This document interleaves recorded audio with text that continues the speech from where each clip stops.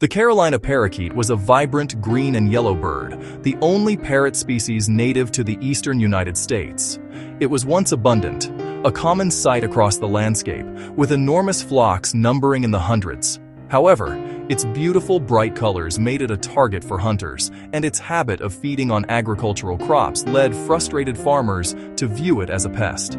The birds were relentlessly hunted and poisoned, leading to a tragically rapid decline in their population. Despite last-minute efforts to protect it, the last known Carolina parakeet died in the Cincinnati Zoo in 1918.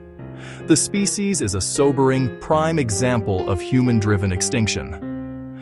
Let their story remind us to protect what remains.